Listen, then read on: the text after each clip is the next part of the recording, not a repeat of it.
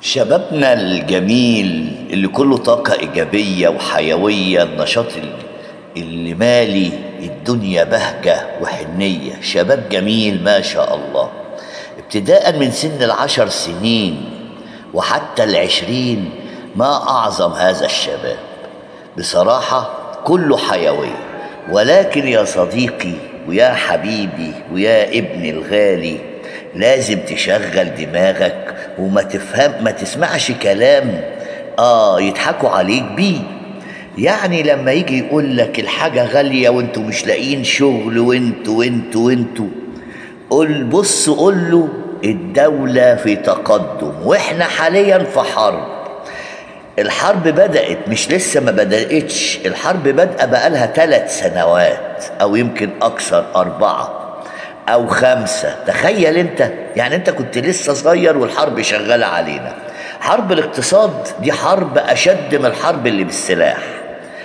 لأن هم عايزين يخربوا البلاد من جواها، يعني يخلوا الشباب ده ينقم على الدولة، ويخلوا الشباب ده يبقى زعلان من القيادة، ويخلوا الشباب ده هو اللي ناقم على الدولة، ومش الشباب اللي كله حيوية ده تملي متهور.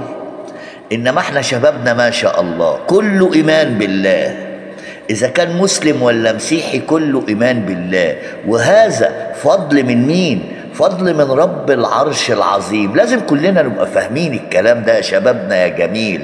اوعى تسمع كلام جماعة لبراس اللي هي شغالة على كل الدنيا عشان توقع مصر، تقف قدام السفارات، تشتغل على السوشيال ميديا. كل الحاجات اللي انتوا بتسمعوها من جماعة لبراس دي، لازم تبقوا عارفين ان جماعة لبراس دي هي اعدائنا، زيها زي بني صهيون بالظبط، لان هم اللي عملوها. هم مننا بيقولوا ان احنا مسلمين، ولكن هم مش مسلمين، هم متأسلمين.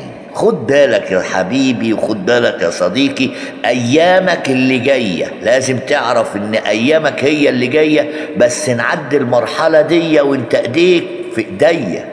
تحياتي لكل الشباب الجميل، نهاركم جميل، ويا رب تزدهروا وتفرحوا وتسعدوا بايامكم الجايه يا رب العالمين. تحياتي لكل الناس.